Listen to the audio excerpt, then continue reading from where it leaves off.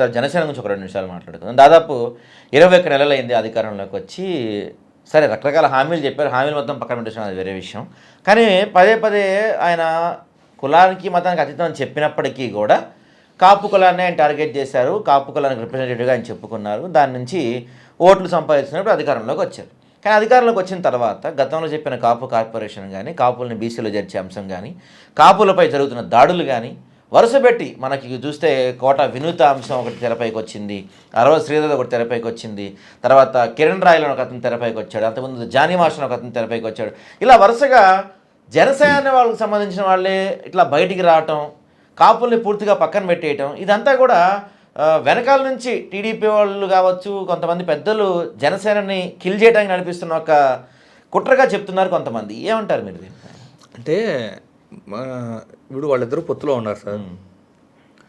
ఇక్కడ చాలా clear stand ఏంటి అంటే కాపు సామాజిక వర్గం జనసేన వెనక నుంచోవటం వల్లనే వాళ్ళు అధికారంలోకి వచ్చారు అనేది జగమెరిగిన సత్యం. 100%. అంటే బేసికలీ నేనైతే ఈవీఎంలు గోల్మాల్ ఉంది అనేది నమ్ముతాను యాజ్ సెఫాలజిస్ట్.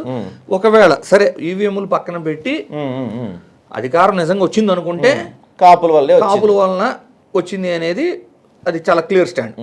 అయితే అక్కడ అతను ఎలక్షన్ల ముందే ఏం చెప్పారు, కాపు కులభావనతో అన్న నన్ను గెలిపించండి అన్నారు. సో తను గెలిపించారు. మీకు ఇది చేస్తాను అనే స్టాండ్ ఏం చెప్పారు చెప్పండి ఎలక్షన్ల ముందు? 2014 ఎన్నికల్లో అయితే కాపుకు రిజర్వేషన్ ఇస్తా అని చెప్పారు, మొన్న చెప్పలేదు కదా. సో అంటే అప్పుడు దాన్ని తీసుకొచ్చి ఇప్పుడు మనం కంపేర్ చేయలేం. అలాగే కాపులు కూడా ఇప్పుడు రిజర్వేషన్ కావాలి అని అడిగే స్థాయిలో యువత కూడా లేదు, కాపు యువత. అంటే పవన్ కళ్యాణ్ సీఎం అవ్వాలి, లేదు అధికారంలో భాగస్వామ్యం కావాలి అని కోరుకున్నారు తప్పితే ఒక డిప్యూటీ సీఎం అనేది, అంటే ఇప్పుడు ఒకే ఒక డిప్యూటీ సీఎం ఉన్నాడు, అది పవన్ కళ్యాణ్ అంటున్నారు. అంతకుముందు వైఎస్ఆర్సీపీలో 2 కాపులు డిప్యూటీ సీఎంలుగా పనిచేయలేదా? అంతేగా మరి. 5, 6 మినిస్టర్లుగా చేశారు కదా. సో కొత్త ఏంటి, అధికారంలో భాగస్వామ్యం అంటే సీఎం షేరింగ్ వస్తే కానీ అధికారంలో భాగస్వామ్యం రానట్లే. అంతేగా. అయితే ఈ ప్రొసీజర్లో మీరు ఎందాలన్నట్టు టీడీపీ వాళ్ళు ఏమైనా తొక్కేస్తున్నారా అంటే ఆబ్వియస్లీ ఏ పార్టీ అయినా కూడా మళ్ళీ వాళ్ళు ఎదిగితే ఎక్కువ సీట్లు అడుగుతారు, షేర్ అడుగుతారు. సో వాళ్ళని ఒక లిమిట్లో కంట్రోల్లో పెడితేనే మళ్ళీ అన్ని సీట్లో ఇంకొక 10 సీట్లో పెంచి 30 సీట్లు ఇచ్చేసి మళ్ళీ వాళ్ళని కంట్రోల్లో ఉంచుకోవచ్చు. ఏ పార్టీ అయినా రాజకీయంగా స్ట్రాటజికల్గా ఆలోచిస్తే అలాగే ఆలోచిస్తుంది. పార్టీని సంస్థాగతంగా అభివృద్ధి చేసుకోవాలి, డెవలప్ చేసుకోవాలి, పార్టీ క్యాడర్ని సాటిస్ఫై చేయాలి, పార్టీని ఎదిగేలా చేసుకోవాలి అనే తపన ఎవరికి ఉండాలి? నాయకుడికి ఉండాలి. అది నాయకుడికి, పవన్ కళ్యాణ్కి ఉండాలి. జనసేన యొక్క డెవలప్మెంట్ గురించి కులభావన కావాలి అంటారు. మంత్రి పదవులు ఛాన్స్ ఉంటే చూడండి, ఇస్తే నాదెండ్ల మనోహర్కి ఇస్తారు, లేదు కందులు దుర్గేష్కి ఇచ్చారు. మరి వేరే కులాలకి కానీ బీసీలు, ఎస్సీలు, ఎస్టీలు ఎవరికైనా ఇచ్చారా? అవకాశాలు ఏమైనా కల్పించారా? మరి వాళ్ళు ఎందుకు ట్రావెల్ చేయాలి? కేవలం ఒక కులం ఓటేస్తే అధికారం వస్తుందా? పొత్తు లేకపోతే కేవలం ఒక కులం ఓటేస్తే ఎమ్మెల్యేగా గెలవగలమా? మరి వాళ్ళేమో చూడండి, సింపుల్ లాజిక్ చెబుతా చూడండి. ఒకప్పుడు రాజశేఖర రెడ్డి అవ్వచ్చు, ఇప్పుడు జగన్మోహన్ రెడ్డి అవ్వచ్చు. కేవలం రెడ్డిని కులభావంతో ఓటేమని ఆయన అడగలా. చంద్రబాబు గారు అవ్వచ్చు, లోకేష్ గారు అవ్వచ్చు. కమ్మ కులం అంతా కులభావంతో టీడీపీ ఓటేమని వాళ్ళు అడగలా. వాళ్ళు అన్ని కులాలు అన్ని మతాల వాళ్ళని ఓట్లు అడుగుతున్నారు రెండు పార్టీలు. కానీ ఇతరుని ఎలా ఇన్ఫ్లుయెన్స్ చేస్తున్నారు? కాపు ఓట్లు అధికంగా ఉండి నువ్వు కాపు ఓట్లు అడుగుంటున్నారు. కాపులను మాత్రమే కులభావంతో వెనకరండి అని కాపులకు మాత్రమే మినిస్టర్లు పదవులు ఇచ్చుకోవటం వల్ల మిగిలిన కులాలు నీ దగ్గర ఉండరు కదా. కేవలం నువ్వు పొత్తులో ఉంటేనే వాళ్ళకు ఉపయోగం. నువ్వు వేరే కులాల మద్దతు లేకపోతే ఎదగలేవు కదా. సో ఇది అంటే ఫస్ట్ ఇది వాళ్ళు ఆలోచించుకోగలగాలి. జనసేన వాళ్ళు ఎక్కడ తప్పు చేస్తున్నాం, మనం ఎందుకు మనల్ని 6 నుంచి 8% దగ్గర కావాలని ఎందుకు రిస్ట్రిక్ట్ చేస్తున్నారు మనల్ని? ఓకే, మరి కులభావన కావాలి అని అంతలా అడిగారు కదా. మరి ఆ రోజు పార్టీని మొత్తం నడిపింది నాదెండ్ల మనోహర్ గారే కదా. మరి కాపులు అందరితో మీటింగ్ పెట్టి పవన్ కళ్యాణ్ గారు కులభావంతో ఓటేయమన్నప్పుడు సిమిలర్ ఒక మీటింగు కమ్మ కులస్తులతో ఒక మీటింగ్ ఆర్గనైజ్ చేసి వచ్చినంత మందినే రాని మనోహర్ గారు ఒక మీటింగ్ ఆర్గనైజ్ చేసి చీఫ్ గెస్ట్గా పవన్ కళ్యాణ్ గారిని పెట్టుకొని జనసేనకు కమ్మ కులస్తులు మద్దతుగా నిలబడండి, నేనున్నాను కదా అని ఎందుకు మనోహర్ గారు అడగలేదు? ఈ రోజుకి మరి పార్టీని నడుపుతుంది ఎవరు? ప్రధాన కార్యదర్శిగా పక్క రాష్ట్రంలో ఉన్న రామ్ తాళ్ళూరుని తెచ్చుకున్నారు కదా. ఏ కాపు కులంలో అంత ఎఫిషియెంట్ పర్సన్ ఎవరు దొరకలేదా? మరి కులభావం ఇక్కడ అవసరం రాలేదా? రైట్. ఇక్కడ ప్రాబ్లం సార్ అంటే మేబీ నేను మాట్లాడటం రాంగ్ కావచ్చు. ఒకటి గుర్తుపెట్టుకోండి, కాపు సామాజిక వర్గపు లీడర్లని మనం ఎగ్జాంపుల్గా తీసుకుందాం. ఫస్ట్ రంగా గారి దగ్గరికి వెళ్దాం. ఆయన బడుగు బలహీన వర్గాల కోసం పోరాడి లీడర్ అయిన ఎగ్జాక్ట్లీ. తర్వాత కాపు కులం కాపు నాడు ఇవన్నీ చేసి ఓన్ చేసుకున్నారు, తమ లీడర్ పెద్ద లెవెల్కి వెళ్ళారని. సో ఆయనకి లేని కులభావన బలవంతంగా తెచ్చారు. ఇప్పుడు ఆయన కులభావం లేదు అని ఎందుకంటారంటే ఆయన పెళ్లి చేసుకుంది కాపును కాదు కదా, ఆయన పోరాడింది కాపుల కోసం కాదు కదా, బడుగు బలహీన వర్గాల ప్రజల కోసమే కదా. ఇప్పుడు దాసరి నారాయణరావు గారిని ఇండస్ట్రీలో ఒకప్పుడు పెద్ద కదా, మరి ఆయన ఎవరిని చేసుకున్నాడు? మరి ఆయనకుంద కాపు కుల భావన, కమ్మ సామాజిక వర్గం వాళ్ళనే కదా చేసుకుంది. సరే తర్వాత లీడర్గా వచ్చింది ఎవరు? చిరంజీవి గారు. చిరంజీవి గారి ఇంట్లో అన్ని కులాలకు సంబంధించిన వాళ్ళు ఉన్నారు కదా, మరి ఆయనకు లేదు కదా కుల భావన. పవన్ కళ్యాణ్ గారి దగ్గరికి వెళ్దాం, రాష్ట్రం దేశం అంతర్జాతీయం మతాలు అన్నీ ఉన్నాయి, మరి ఆయనకు లేదు కదా కుల భావన.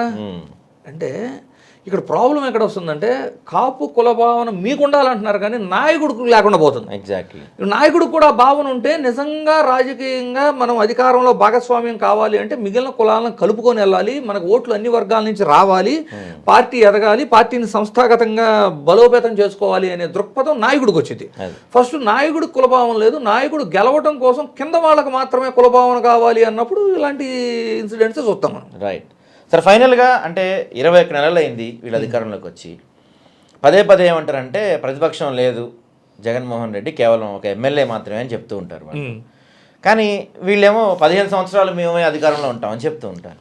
కానీ మొన్న పవన్ కళ్యాణ్ గారు అసెంబ్లీలో మాట్లాడుతూ వాళ్ళు 1100 మంది రేంజ్లో సౌండ్ చేస్తున్నారు అంటారు.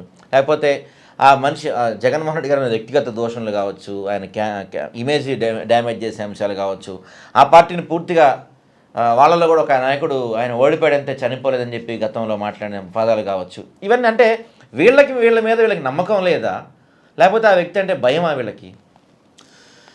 బేసికల్లీ కొన్ని తప్పులు అంటే నిజానికి ధైర్యం ఎక్కువ ఉంటుంది సార్, అబద్ధానికి మీకు ఇన్ఫీరియారిటీ కాంప్లెక్స్ ఎక్కువ ఉంటుంది.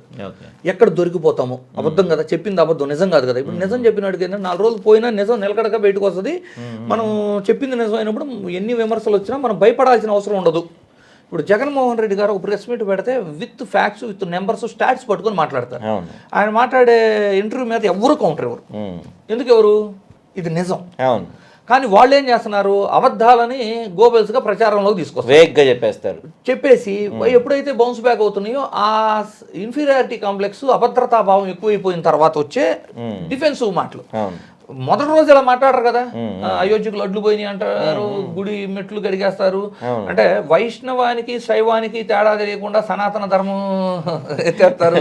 ఇప్పుడు విజయవాడ కనకదుర్గం గుడిలో ఉండేది మల్లేశ్వర స్వామి శివులు, అక్కడ జరిగింది వీళ్ళు చెప్పే లెక్కలో జరిగింది వెంకటేశ్వర స్వామి దగ్గర, దానికి కింద నుంచి పైకి మెట్లు కడిగింది శివాలయం దగ్గర.